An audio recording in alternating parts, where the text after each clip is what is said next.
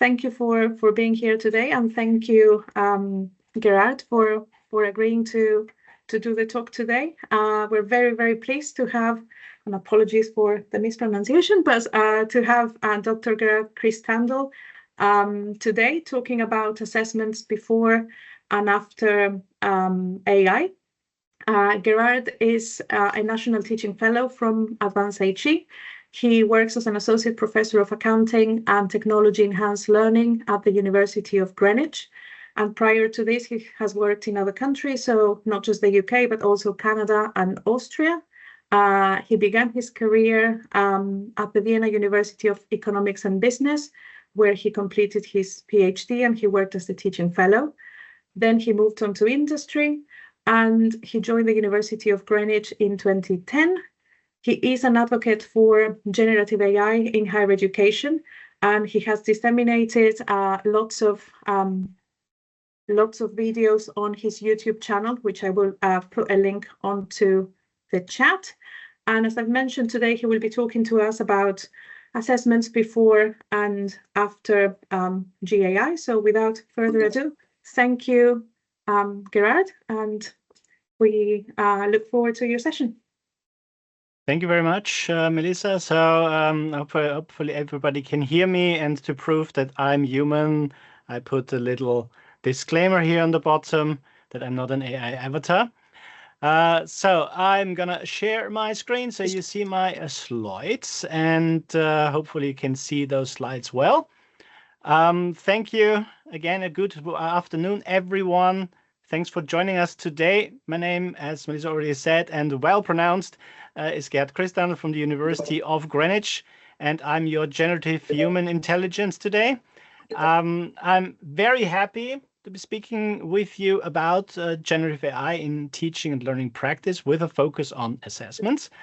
And I'm sure as engaged educators that you have joined today, you will have heard some and even many of the aspects in this still lava hot field of GenAI's impact in and on higher education. So please do consider what I will talk about today as a summary, a synthesis, an attempt to highlight ways forward, and an invitation to be critical, skeptical, but balanced, neither overhyping nor demonizing generative AI. Now, before I begin proper, I want to acknowledge that we are all at most likely different stages of our AI journey.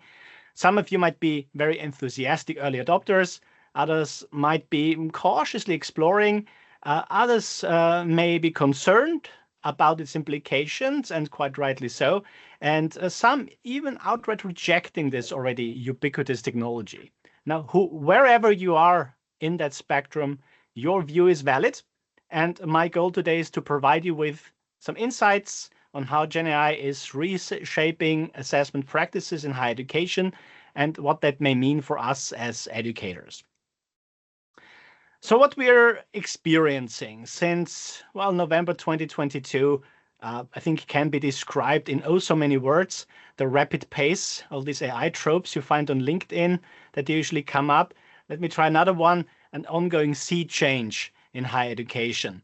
It seems that higher education and education in general, including the schools, all that is being dramatically impacted by GenAI technologies. And you know the tools, the most notorious ones: ChatGPT, Claude, Gemini, and other large language models that I will refer to now as LLMs. Now, since November 2022, when this thing called ChatGPT became widely accessible to the public, AI has been really pulling on the roots of how we teach, how students learn, and crucially, how we assess that learning. And against all hope, unfortunately, of many I've talked to over the last 2.5 years, it isn't just another technological trend that will just go away. It does represent a disruptive shift in our educational paradigm, our approaches, our practices, and I feel even in our long-established understanding of what higher education actually is.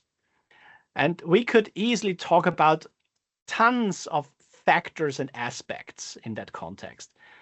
We could talk about data security and privacy. We could talk about copyright and breach thereof. And I mean the copyright breaches that LLMs basically perpetrate.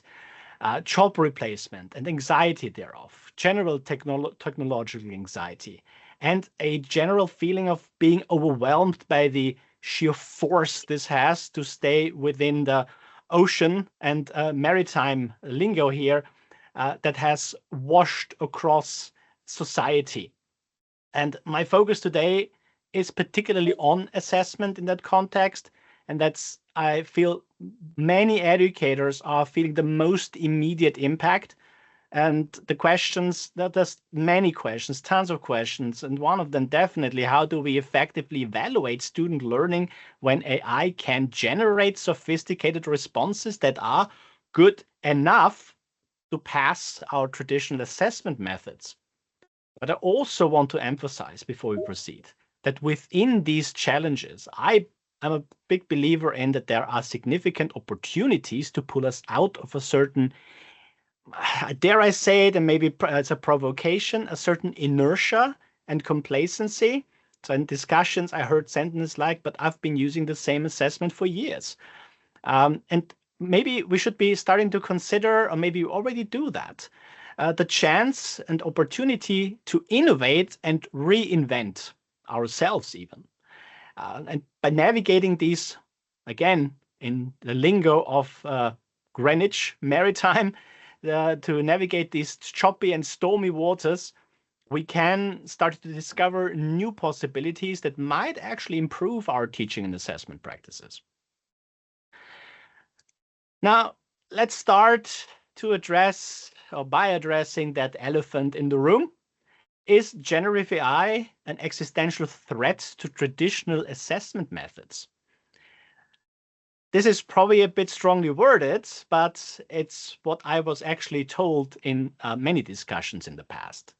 Many educators initially responded with this question when tools like ChatGPT emerged. And it's been now 2.5 years almost, November 2022. And there's good reason for concern. I mean, these tools are remarkably disruptive advancements and that have undermined the reliability of many assessment formats that we have relied on for decades even. The research is clear on this. The AI and AI tools, and when I say AI today, I mean generative AI, because AI is a big umbrella term that contains a lot of different terminologies, etc. It can generate not perfect responses, but sufficiently good responses to a wide range of traditional assessment tasks. Just think of your traditional essay, short answer questions. If you're from the computing sciences or to have any kind of programming involved, then even code for programming assignments. And AI can handle this with what some have called uncanny precision. Now, this has sent academic shockwaves through universities globally. We all know, we all experienced. The reality is that those traditional methods, especially those that primarily test recall and straightforward application, may no longer be reliable enough measures for student learning. And if a chatbot can answer them convincingly, in particular, this is forcing us almost to ask fundamental questions about what we're truly trying to assess. Now, in early 2023, if you think about back about around 2 years or so, many institutions, particularly in the UK, have initially reacted by ring fencing and even banning AI entirely. So those institutions, interesting enough, have within months of 2023 realized that this was a futile undertaking and they took a U-turn. What about tightening exam security? There were discussions, I remember many discussions, especially online from last year, about returning to supervised pen and paper exams. That is not really a good idea because we have been moving on from exams per se as maybe not the ideal way of assessing in some context, in some subject areas. And so I'm not trying to generalize too much here. And maybe you ask, what about AI detectors? I have a very clear opinion on AI detectors. AI detecting AI, this is almost like it takes one to know one, right? But we learned that unfortunately there's no app for that, and that simply trying to restrict AI use or detect it afterwards is not a sustainable solution, and merely addresses symptoms, but it does not look at the root causes. Bans did not work, and detection efforts were largely failing. AI detection tools, to give you one statistic, have proven highly unreliable. OpenAI's own detector back in 2023 succeeded only about 26% of the time. Other so-called detectors, and I'm going to name one, GPT-0, they are a black box. Yeah, and have proven to be unreliable and even disadvantaging non-native English-speaking students and causing too many false accusations. There's also the built-in AI similarity detector of, I'm not going to name it, but you might know which one I mean, of a well-known and widely used provider that many universities have opted out of for good reason. So I'm not going to say the name, but you probably can guess yourself which one I mean. Now, in addition, these approaches also raise serious intellectual property concerns when student work is uploaded to third-party detection services. Then you're basically uploading data that is highly sensitive. So instead, new approaches are emerging left and right. And in today's talk, I do not claim to be able to cover them all because there's a lot going on out there. But these use different types of terminology, either to be AI-proof or more interestingly, what I think is AI-enhanced. And I personally prefer the term AI-aware because I feel that this more includes also the option of no AI in an assessment. So that provides a pedagogical route for that. I'm going to talk about that more later today. So rather than treating AI, and I'm gonna use again a provocation here, as the enemy, educators are beginning to explore how to leverage AI capabilities to actually improve assessment effectiveness, to make that link. How can we make the assessments better? Is AI the catalyst for that? That we actually start thinking about this again and more. And we do not need to embrace the technology. I always hear we need to embrace the technology. I personally like to embrace my family and my kids. So I'd say what we need to critically engage with the technology. So I strongly believe that this AI disruption here gives us actually an opportunity to move from assessments focused on rote memorization towards deeper learning that emphasizes the critical thinking that we hear so much about, analysis and application. And this brings me to a crucial point here. AI is, as I said earlier, almost forcing us to rethink. And you might have heard that a lot or read that a lot online, on Blue Sky, on X, on LinkedIn. We need to rethink a lot, right? Rethink what? Our assessment practices. How? Towards higher order thinking skills that machines are still struggling with to replicate authentically. And moving away from this rote learning towards deeper engagement. And that's easier said than done.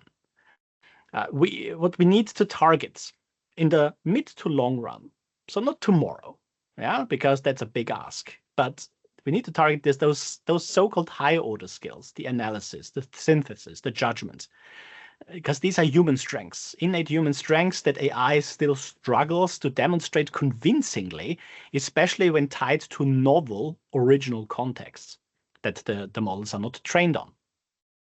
So I mentioned critical thinking, and I had a lot of critical thinking myself in the last couple of months, because I do believe that this has been highlighted time and again as the center of those assessment redesign efforts. So tasks that demand deeper understanding, not just regurgitation of facts or formulaic responses, which still with the modern models, the so-called reasoning models, for example, the ChatGPT is a one or a DeepSeek. This is this regurgitation of facts and formulaic responses, that's easy for an AI to do. That's very machine-like. Yeah, but more often than not, in this demand of critical thinking, and you might have really read this a lot, we ask our students to do that, but we may not do enough to teach them how to. I caught myself in looking at my own modules here. I thought, am I actually giving them opportunities to develop their critical thinking that we are kind of demanding from them in the context of AI-enhanced, AI-aware assessments?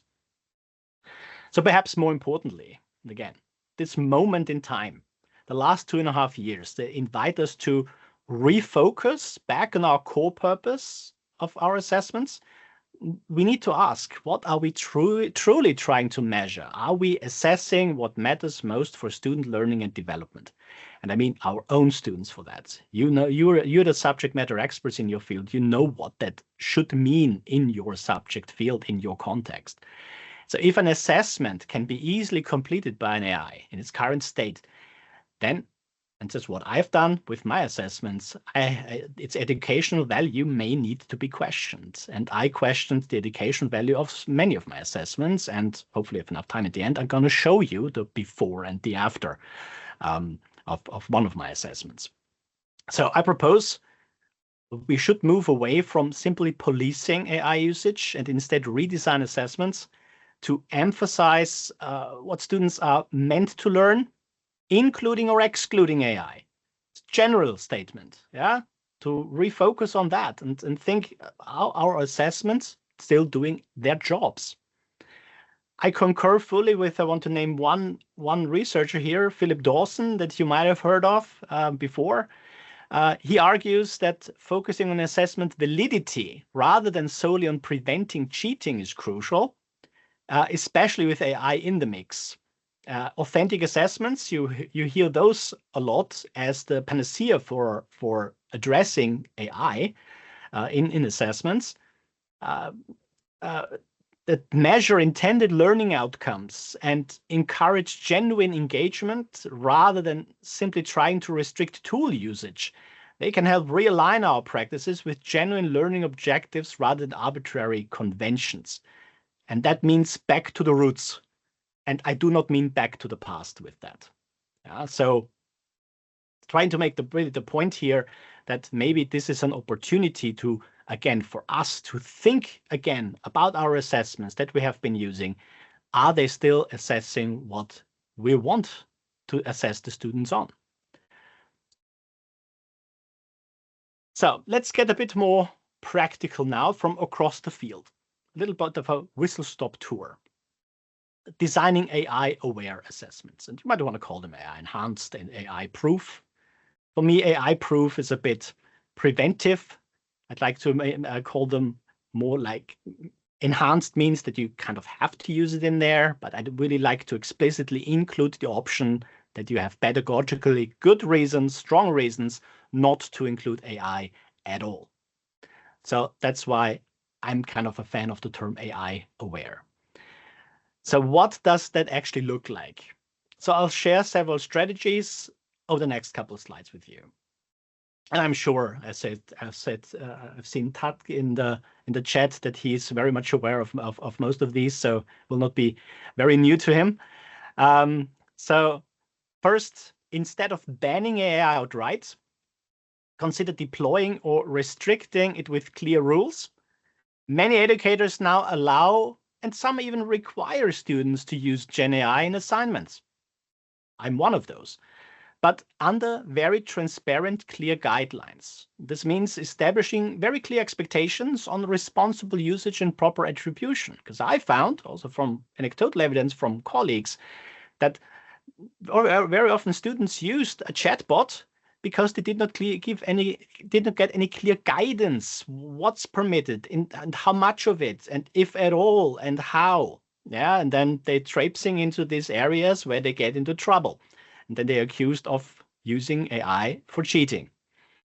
And students per se, that's my attitude, and I know this attitude is shared a lot across my colleagues, I do not believe that every student wants to cheat. If they are being guided, they do want to do well and grow, but not outright, there's a tool, great, I can cheat with that. I call this the witch hunt mindset. That was a bit around 2 years ago in particular. Secondly, design assessments that require human insight and the human in the loop or the human above the loop, personal experiences, local case studies. I'm going to show you an example of that later on. References to class discussions is a classic. They're all elements that make it really difficult for an AI to generate satisfactory responses without student input. And I mean their own voice, their own thinking.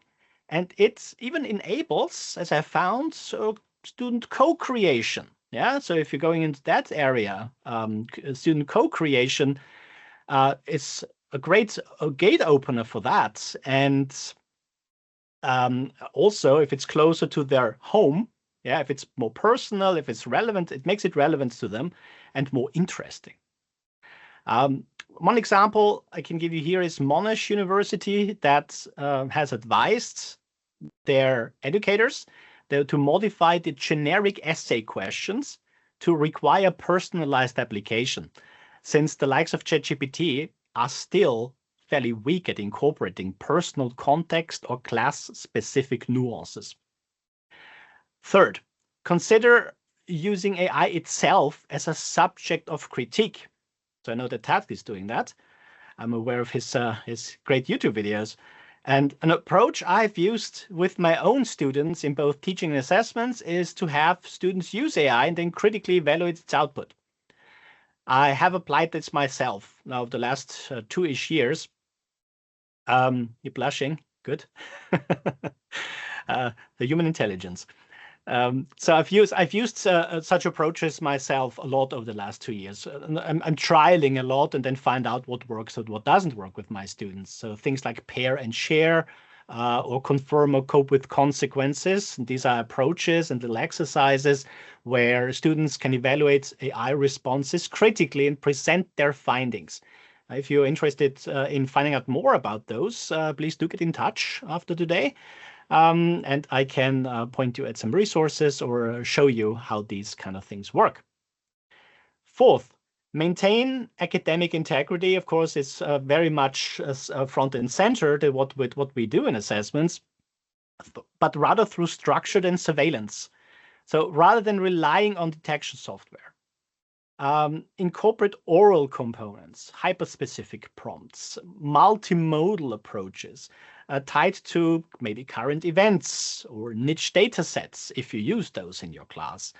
But the guiding principle here is kind of trying to remain one step ahead, design assessments and assignments so that generic AI assistance alone would be just insufficient and not good enough to excel, but can provide a meaningful assistive role.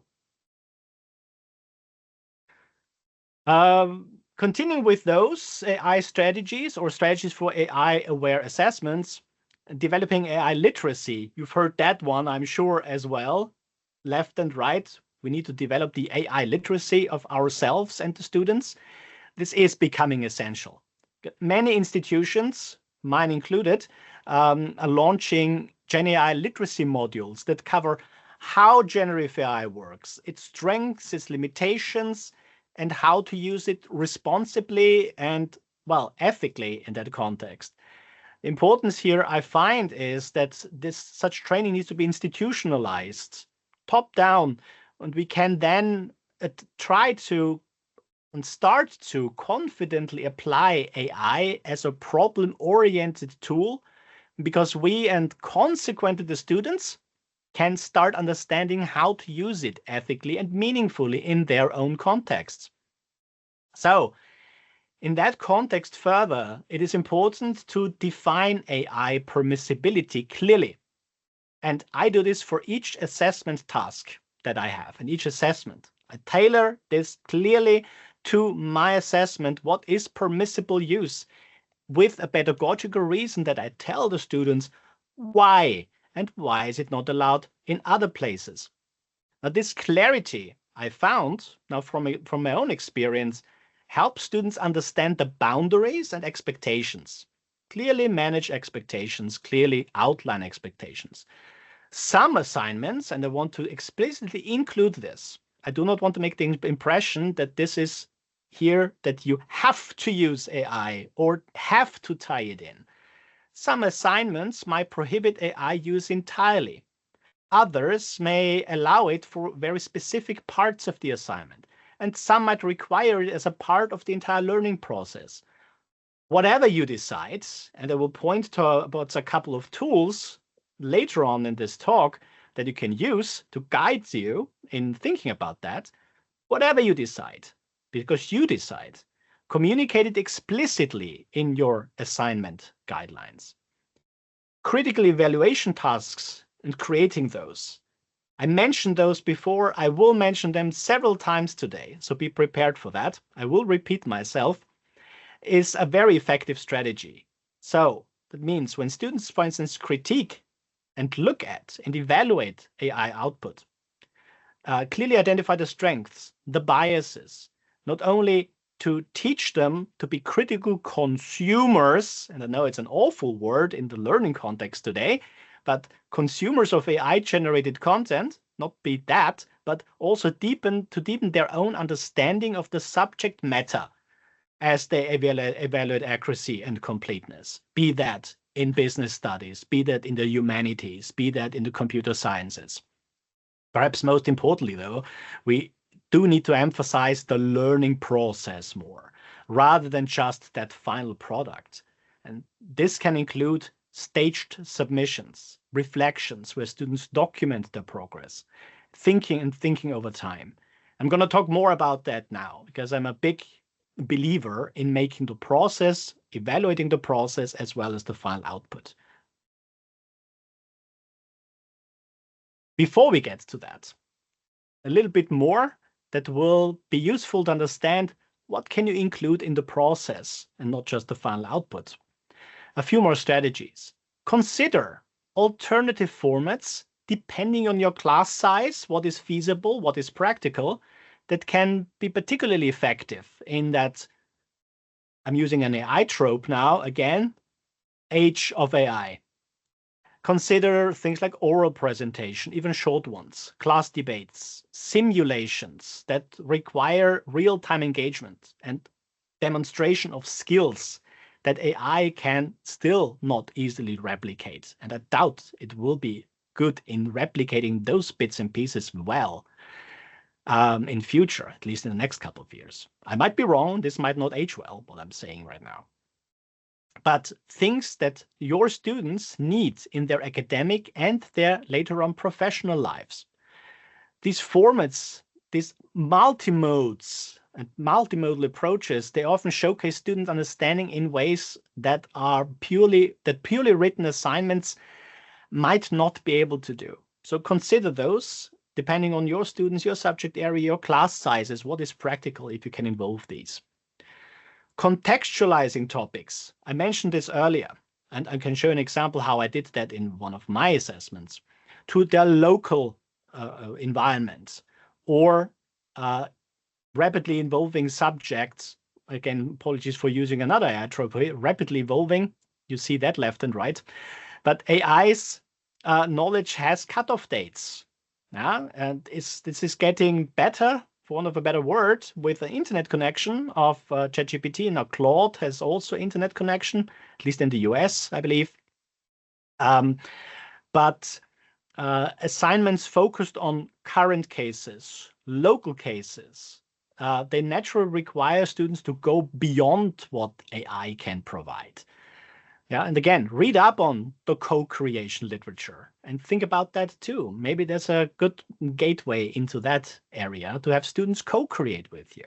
Give them more agency in their own assignments.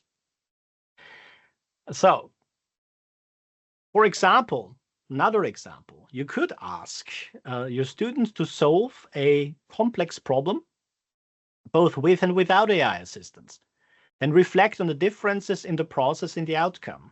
Or you could have them analyze conversations with different AI tools. to understand their distinct limitations and biases. And this is really targeting now the AI literacy bit. For the students to really understand this is ultimately a tool, a very sophisticated tool, but a tool.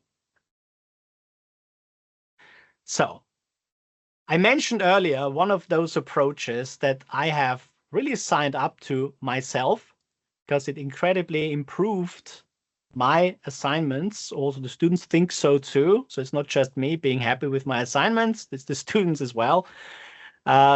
This shift from product focus to process focused evaluation. Now, the traditional focus was mostly in the past on a final product, that one essay, that one exam, that one presentation. And in the age of AI, this faces a couple of challenges. First, obscured authorship. When AI can generate sophisticated content or good enough content, it does become more difficult to verify what the true origin of that work is. Where is it coming from? How did it develop? Did it develop? Who actually produced it? The student or an AI or both? If you want to have a good analogy here, I used one in a recent webinar. We had a discussion with the participants there about this obscurity of authorship. Ask yourself, are you using AI tools to polish your emails? Are you taking then the outputs and then humanize it more for yourself, bring yourself in more? Maybe you send it then back to an AI tool to proofread it. At the end, when you send it off, can you exactly tell how much of that is you and how much of that was AI? It's obscure, right? With a final product only. Secondly, I mentioned the validity of assessments. Philip Dawson has great research on that and publications, so I highly recommend seeking out his papers.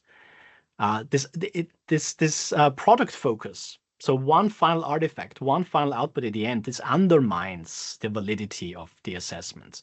Because if the purpose of an assessment is, you might not agree with me here, but if the purpose of an assessment is to measure student learning and abilities, but we can't be certain the work is theirs, the assessment loses its meaning.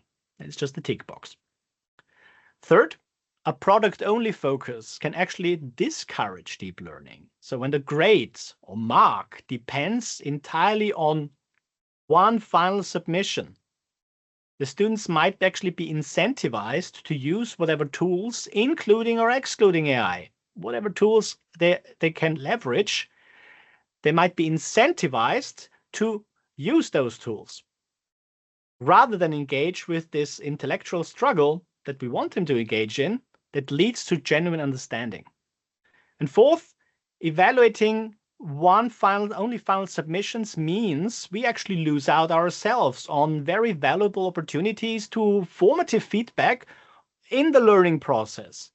Yeah, we see what students produced with a final product, but we do not know or learn how they got there and what they struggled with along the way and where we could have supported them. And then finally, the process evaluation reveals authentic development of AI cannot easily simulate or not be easily simulated. By examining how students approach problems, refine their thinking, and respond to feedback, so how to respond to our feedback, we can gain insights into the learning that's much harder to fake with AI assistants, but it's very difficult to do if it's only a product focus assignment. So what are the benefits of this shift? Again, you're the experts in your own fields. You know if this is something that is feasible in your assignments and in your subject area, more or less or not at all. But it is a good approach to think about. First, it facilitates this authenticity. Yeah, this stage-by-stage documentations and check-ins. It's what I do with my students. I give them check-in opportunities, so I see their progress.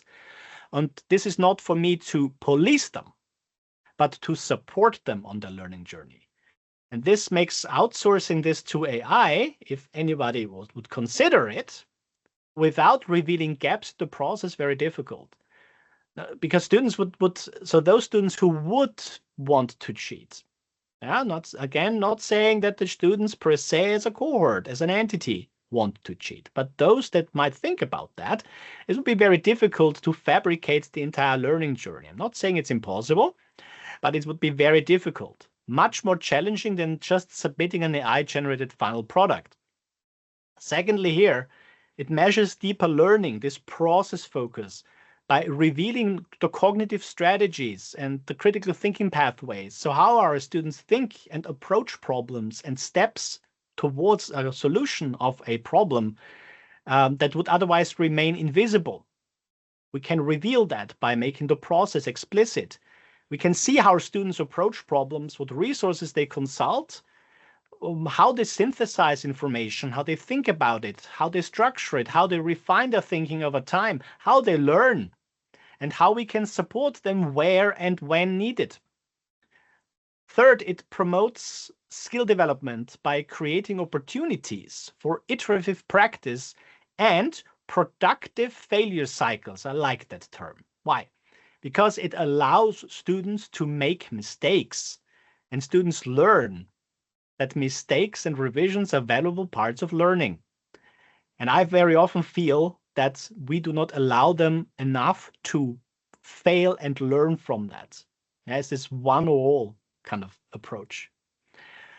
So not just don't hide it away. There are opportunities for you to fail and improve from that. And without making the process explicit, without moving to a process-focused evaluation, you would not get the opportunity to do that. And finally, it does align with learning integrity because it values genuine intellectual engagement over polished end products alone. So the focus shifts from getting the right answer to developing a robust thinking process and problem-solving approach. Because also in practice, at least I'm coming from the business studies area, and businesses and corporations, very often 70% is good enough. Yeah. And as the research notes here, the shift, and I'm quoting, offers a practical framework for evaluating both the final output and the collaborative steps between students and AI tools. And I'm adding myself here, if you choose to include them. It emphasizes the importance of, again, I'm quoting, and I apologize for the AI trope word that's coming up now, fostering critical thinking, creativity, and ethical reasoning.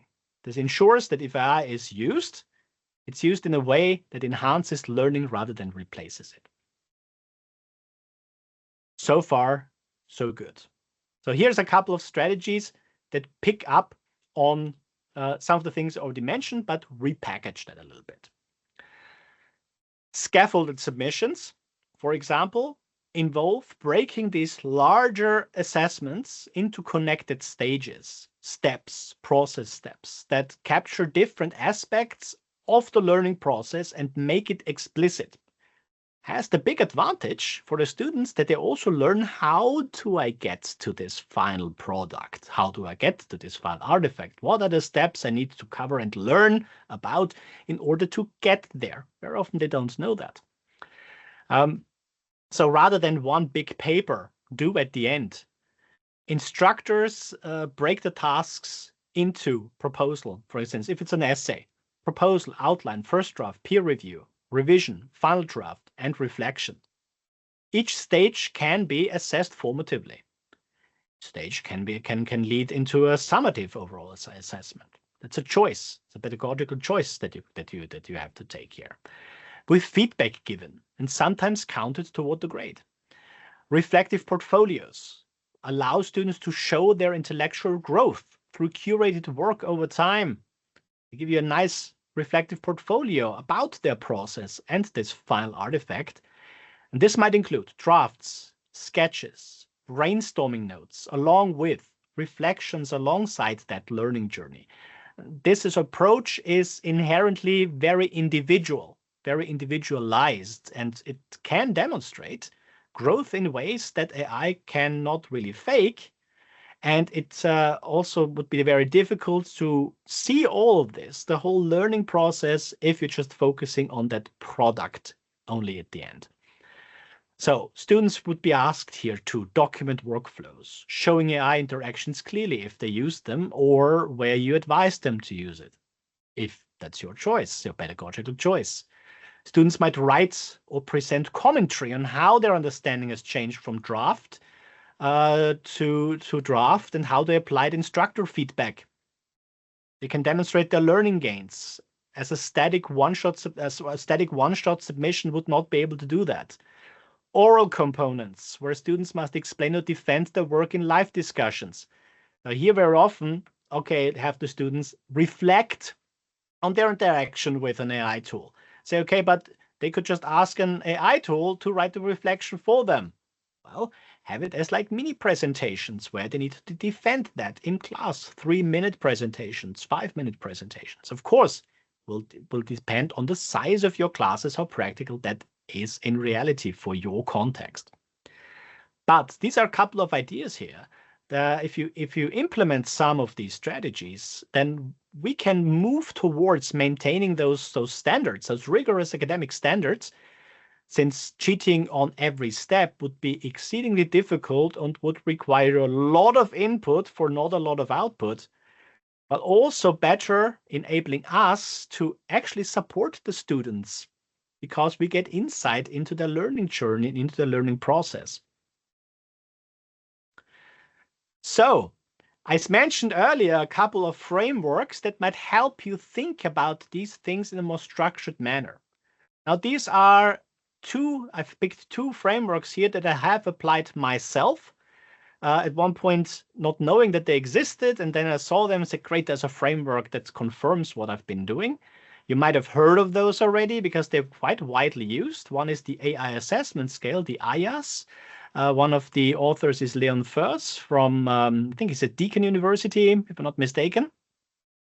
And I'm not going to explain the framework in detail now. You can find a lot online, especially on Leon's blog about it, and has been publications with Leon and his co-authors on this AI assessment scale. But in very short, this is a structured approach. So you can think about and consider integrating AI tools in your assessment processes on different levels of inclusion. Yeah, so this is typically a 5-level framework, and I say typically because you can modify this. If you look around, it has been modified by educators worldwide. It has been translated into a lot of different languages, and it's modifiable to your context, what you need. But most notably, it includes that option, no AI, with a pedagogical reason. Because if AI usage would counter the learning objectives and learning outcomes of your assignment, then you should not include AI as a tool that the students can use, but you can base this and root this on a pedagogical reason rather than an arbitrary reason. Rather than, I don't want the students to cheat, that's why. No, you can actually give them pedagogical reasons. Why do I not want you to use an AI here? Because I want you to learn very specific things in my assignment that I give you, dear student. So I really invite you to have a look at this. It comes in 2 versions now. One is the traffic light version, and then this one here is the bubblegum version. If you look at the colors here, you probably understand why it's called the bubblegum version. Yeah. Then the other framework that I really like, that has a bit of a different focus here, is the PAIR framework by King's College London. Probably always pronounce his name wrong, Oguz Oksa. So Oguz, if you see this, forgive me for completely butchering your name right now. So the PAIR stands for problem formulation, AI, interaction with the AI, and reflection. Yeah? And this emphasizes one very specific thing, that AI is a tool that is supposed to assist or support in the solution of a problem. So problem first, understanding the problem first, formulating the problem first, rephrasing it, understanding the root causes of a problem, and then select the tool that best supports in the solution of that problem, and then decide, what do I want from the tool? A structure, an outline, just as a feedback mechanism, a sounding board, an ideation tool. But you need to know, if you apply this or the students apply this, what is it that I want to tackle with a tool? And I dare say that could be any tool, AI or not, right? And I actually applied this year in particular and found actually my students do not learn enough how to formulate or phrase a problem, or how to understand the root causes of problems.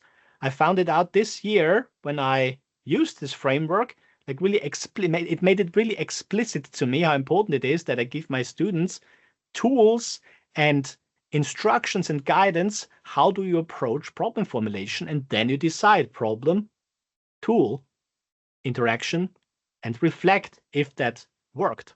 That's the pair framework. Really highly recommend checking this one out too. Now I want to show you an example from my own practice. A before and an after. You saw this on the entry screen that Melissa has put up initially, before and after GenAI. So let me show you an example here. So for that, I need to exit the presentation here briefly. So what I'm going to show you is from my year 2 undergraduate module, Accounting Information Systems, code Comp 1731. And one of the assignments or assessments I have in there is a portfolio. That portfolio contains 2 take-home homeworks, as I call them. The students typically have 3 to 4 weeks time between release and submission. So obviously open book. And I show you its state before GenAI. Yeah. So I have to pick the right one. 2 files open, but in different applications. That may be that's the updated one. So let me find the correct one. That's the problem when you're not very organized on your own screen and computer and have tons of tabs open. So this here, as you see from the header here, and I make this a bit larger because it might be quite small. It says here on top, this was due November 11, 2022. So basically a couple of days before ChatGPT got onto the stage, like so. And I want to point you towards what I wanted here from the students. So one of the big topics initially that the students need to understand in my module here is, what are the 5 generic elements of an accounting information system? And this is a conceptual bit. And this is input, process, output, storage, and internal controls. From an accounting program perspective, internal controls are particularly relevant, right? So I made an exercise back then where it was kind of localized, and but there was no ChatGPT there yet available to everyone. When I wrote this assignment, I wanted the students to apply the concept to very specific contexts here. You see that, right? It was a simple element of, okay, here are some of the elements. Here are 2 processes, a sales process at a dry cleaners and a purchasing process by a post office. So explain to me what are the source documents and input, processing, output. So this here is my model solution here. This was not the only task in that homework. You can see that from task number 1. But my learning objectives here were pretty clear. I wanted the students to apply and understand these 5 generic elements to actual processes within such a system. That was my learning objectives. So ChatGPT came onto the stage, and by the end of 2022-23, I had a very close look at my assignments. Say, okay, I need to figure out, are responses to my tasks good enough that if I mark everything by myself on my modules, I'm my teaching team. I mark everything. You know, those workloads, those turnaround times, they can be a problem. We don't have that much time to think. Pressure. And then I ask myself, would this have been good enough if I was under pressure for me not to notice that this has been done by an AI? And the answer was, it was good enough. So say, okay, I need to change the assignment. So then I went down the path of, okay, what is it I want in this task? That was before I came across the fantastic AI assessment scale that actually emphasizes the learning objectives. And I say, okay, I still want my students to understand and apply these concepts. Now I show you the version that the students got this year in November 2024. So this went through an iteration in 2020. I have to get the years right now. 2023-24, lessons learned, feedback collected, and then went into the next iteration. So constant updating. And let me show you how that looked like this year. There's no guarantee that this will look like exactly like that next year. So you see that I'm still after the same learning objectives. I want the students to be able to understand and apply these 5 generic elements plus the source documents to an actual process. And then I broke it apart in different steps. Let me scroll forward to the final, as I call it, product or artifact, objective task. The final objective task, as I call it, is pretty much the same as it was earlier. But now I make a process explicit and give students an opportunity to choose their own adventure, to localize this for them, to make it relevant for them. How did I do that? Well, I start with step 1. Don't worry, I'm not going to read out the whole thing. You see tons of instructions in there. One of the lessons learned that I need to be very clear with my instructions in the steps. What is this for? What is it you expect it to do? And why am I expecting you to do it? So what's the point of you student doing that? So here in step 1, students needed to select a local business in their neighborhoods or one that they frequent on a regular basis that is local, independently owned, small. And I define these things. Yeah. And they needed to give me the name of the business, the address of the business, and what is this business about? This could have been anything. Dry cleaners, the fish and chips store around the corner, anything that is fulfilling these requirements. Of course, as I explained earlier, I have insight in these steps. I told the students, if you're not sure, ask me, and then I can explain to you, and I can confirm this is a good business to choose, or this is not fulfilling the requirements, so it might be part of a chain or a franchise, because. So I had an impact on that first step already. So the students do that. And then in the second step, very briefly, they needed to describe in their own words the typical sales process from their perspective and moving into the business's perspective. So in my case, very important, the whole record keeping parts, the documents created, what happens with all these things. So in their own words, and that description at this point will not be perfect by a long shot, but it gets them start to think about these kind of things, this process. And what did you need to do with that process? Now comes a chatbot interaction. Yeah, in this chatbot interaction, I advise them, now ask a chatbot about a general process in a business like that, but do not paste your stuff in there in order to not influence the chatbot. So the chatbot needed to give them a description of the process focused on the record keeping activities. So not operational, not physical, the record keeping stuff. And that they needed to provide a share link to that conversation because I learned screenshots do not work. And with that, then they needed to go to the next step, improve that description, their own, with the chatbot's description by critically evaluating what is applicable. Has it highlighted anything that I forgot? Is there anything that's not applicable to my context? So they need to keep it very much localized and personalized to their own choice, their agency that I give them here. Reflect on this. And I did tell them if the reflection sounds not like you, then we might have a chat about that reflection. Not as a policing, but more like a continuation of that reflection. So that's how I conveyed it to the students, and that was also the intention.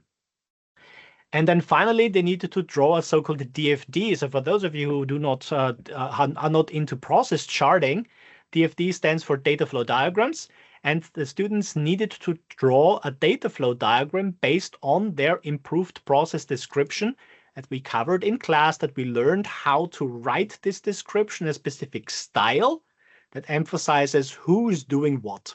And by who, I also mean bits of the accounting information system itself. Yeah, and they needed to draw this. And so I have insight into their drawing, or if they wanted to share a drawing with me or a chart before they submitted it, Gerhard, is this completely off? Or is this on the right track? I got insight and I saw they did it. Yeah, and honestly, I've tried it. Current AI tools are, pardon my French, this is recorded, right? They are crap in charting. They're really not good. They cannot chart data flow diagrams or system flow charts well. Like, it's a mess what results. Yeah. And then all of that packed into the last bit. Yeah. And that was very similar to what I've wanted to do them in the iteration of 2 years ago. And it worked, but it has downsides. I will not lie about that. Because you might think, oh, this all sounds so great, and it's also fantastic. There are downsides because it is a lot of work. Yeah, you need to really take your time to think about it. You need you need to have the time to think about it, which with our workloads is very often not possible. Additional time that is needed, and also with the personalization to some extent, as I've shown it to you, you need to take more time to look at this individual context, and does this fit, and does this work? This is more work, unfortunately. So I hear, oh, AI will save us so much work. In general, I have more work now. Yeah, but this may be because that may be just me, because I just like to immerse myself in technology. I'm a tinkerer.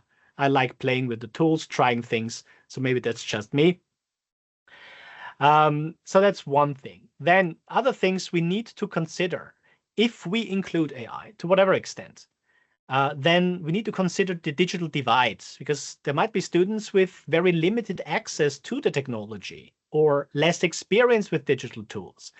They may face disadvantages in AI-aware assessments. So we need to ensure that our approaches, whatever we design, does not inadvertently widen these inequities. There might be surveillance anxieties in the students, yeah, when we implement some sort of process tracking. So students may feel uncomfortable with that level of monitoring involved in documenting their work process, particularly if digital tools are involved in tracking the process itself. You might have heard of things like Cadmus, where it's a closed environment where this is all tracked. This needs to be balanced very clearly with a legitimate need to verify authentic work and the clear message to students that it's there to support them. The insight is there to support them and help them on the way, to allow them to fail and to learn from that. Then assessment complexity does increase. I noticed this myself. With process-focused approaches, evaluating the learning journey requires very nuanced rubrics and criteria. It's more work than just simply grading a final product. And educators will need training and support to develop appropriate evaluation frameworks. And then finally, there's a risk of tool dependency. If our assessments become too tightly coupled with very specific tools and the tools stop working, are no longer available, then we have a problem in that process with our nice assessment. So I'm aware of the time. So a very quick conclusion thus. To conclude, GenAI is undoubtedly transforming what we're doing. Assessment practices in particular, presenting challenges and opportunities. I believe that by adopting what I've shown you, a process, a focused approach think about moving away from product only, then we have an opportunity to create authentic evaluation methods, authentic use cases, develop critical thinking, support its development, AI literacy skills for ourselves and the students. And the goal should not be policing them or give them the feeling that we're policing them. It's designing assessments that facilitate genuine learning and the students also trusting us that this is what this is for, that we want them to learn and to grow. Because isn't that what we want? So instead of seeing AI as solely a threat to academic integrity, we can view it as a catalyst for starting to think about this and rethink a lot of things in our practices. It will require effort. It will require sign-in. I will end at this point. Thank you for your attention today.